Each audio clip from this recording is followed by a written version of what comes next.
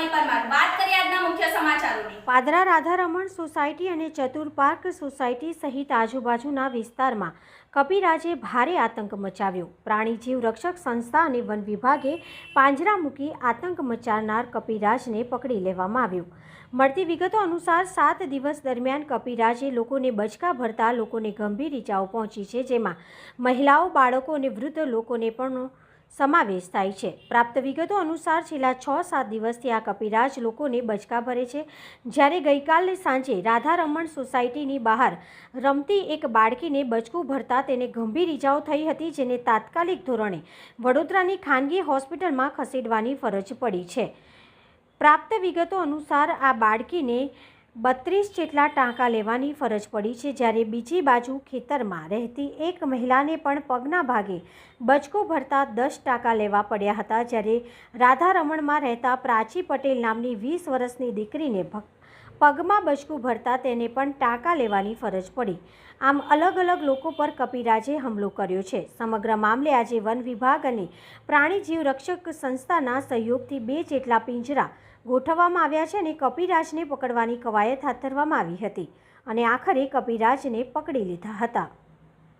મારું નામ પટેલ કૈલાસબેન સકુભાઈ, રાધારમણ સોસાયટીની પાછળ રહું છું। અત્યારે જે અઠવાડિયાને જે બન્યો છે એ અઠવાડિયાથી અંદર મને લગભગ 12 બેઠી હતી, મને પાગ્યા આવીને કરી ગયું, લગભગ 6 થી 8 ટકા આવ્યા છે, બરાબર છે। અને અત્યારે જે આજુબાજુના છે રાધારમણ સોસાયટી છે, ચતુર્પાર્ક સોસાયટી છે, ખેતરમાં છે, એ બધાને લગભગ 6-7 જણને કરી રહ્યું છે। અને જે કાલે જે કર્યું એ છોકરીને લગભગ 30 ટકા આવ્યા છે, અને બીજી એક નાની છોકરી છે એને હોસ્ટેલમાં દાખલ કરી છે। મારું નામ પ્રાચી પટેલ છે અને હું રાધારમણ સોસાયટીમાં રહું છું।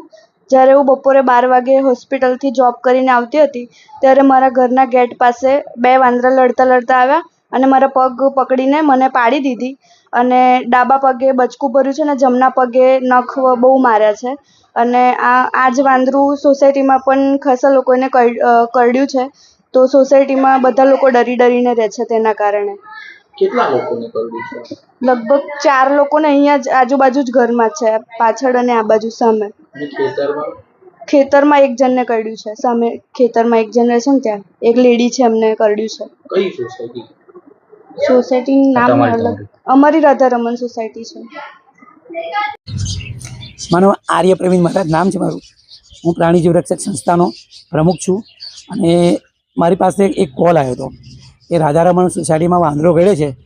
ત્યાર પહેલાં પણ મારી પાસે એક કોલ હતો ફોરેસ્ટ આરએફઓ શૈલેષ સાહેબનો કે મારા ચક્કર મારવા ગયો, મેં જોયું ત્યારે મને ખબર પડી કે આ તો ભાઈ બહુ ખતરનાક વાંદરો કરડેલો છે।